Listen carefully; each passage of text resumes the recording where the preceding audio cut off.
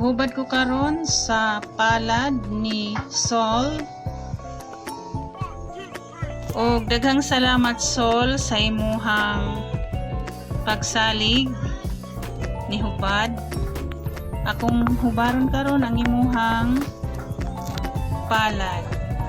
Aping nga pagkababae. Unya dugokon og mga lalaki. Pag-amping kay ana ay mga sakit-sakit basin na humananin sa una raning panahon. Unya ikaw pag-amping ha kay ana agyon magsamok sa imong kinabuhi. Pag-amping og dalaga pagkakaron pag-amping aron dili mainahan apan dili asawa o naminyo ka na pag-amping kay ana ay mga tentasyon sa kinabuhi nga nagpuyog-puyog. Ang imuhang partner ana ay mga kagahapon basin sa una raning panahon. Unya siya dugukon og mga babae. Dugukon siya mga babae.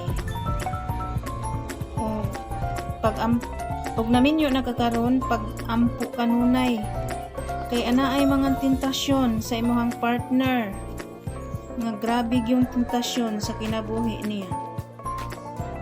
O dalaga pagkakaroon pag naay maninguha nimo pag-amping sad sa mga tao nga dili matinud-anon. Duha man ka klase, ana ay mga lalaki nga matinud-anon. Ana ansay mga lalaki nga dili matinud-anon. Unya ikaw dili jud ka dalu manggihatagon ka nga pagkatao kay ang imuhang mga baglis ning awas naay kwarta bisag unsaon nimo gunit mugawas jud kay ikaw dili dalo kung ikaw makadawat og mga text sa pamilya di jud makabalibad.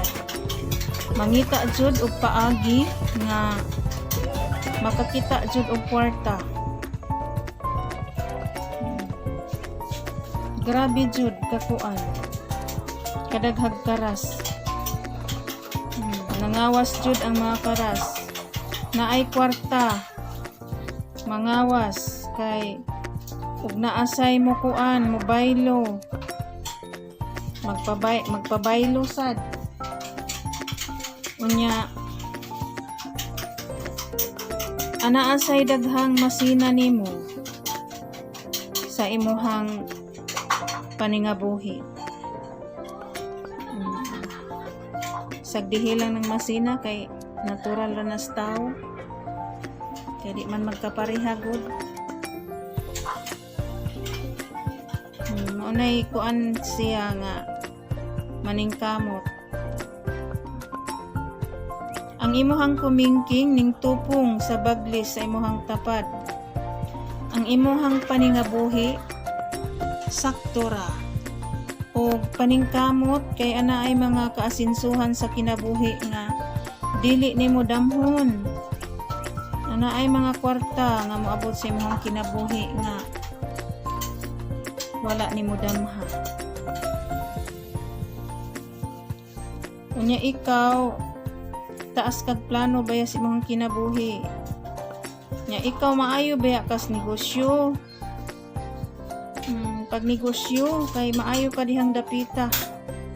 Maayo ka mag-convince og mga customers. Dali ra nimo makuan. Ikaw daghan kag higala.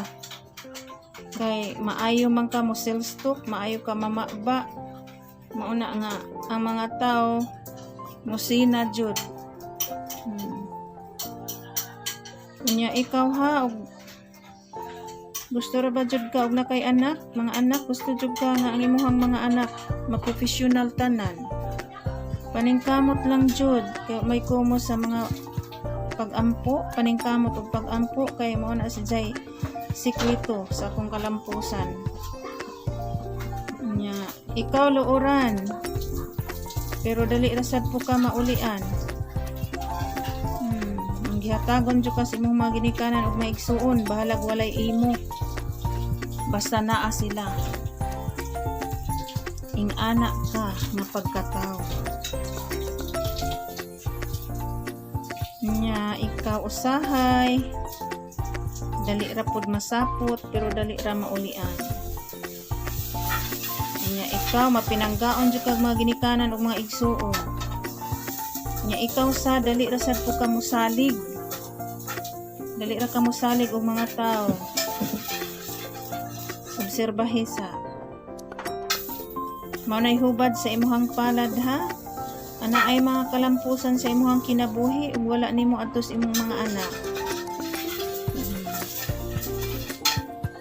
Ari na sadta sa imuhang natawhan na March 13. Ang March 13 pugihan nga pagkatao. Magpinsar ug unsaon pag-uswag sa kinabuhi. Unya, daghang plano gusto mo palit og yuta, balay, daghang plano ug uban pa. Unya, ikaw ha ang March 13. Duulon sa mga tukso. Dugokon og mga lalaki ha. Pag-amping jud kay anay mga tentasyon sa kinabuhi nga dili nimo damhon ug wala nimo adto sa imuhang partner. Ang 13 ug dili gani mag kuan ang tagtungod, ang partner ay magbinuang ug ampo lang gyud kay may kumo sa mga pag-ampo nga hapsay ang dagan sa kaminyoon ug maminyo. Unya, pag-ampo lang jud kay sige jud intawon ka paningkamot kay dako jud plano nimo nga tuman jud ang imuhang mga plano sa kinabuhi. Ampo lang ug pagpaningkamot kay ang imuhang mga damgo sa kinabuhi matuman ra na ug dili man gani nimo adto sa imong mga anak maoy makakuan nimo makahawas. Kay ugwa man gyud sa maginikanan ug magtarong lang gyud ang mga anak. Ang mga anak gyud mao'y muhawas nato.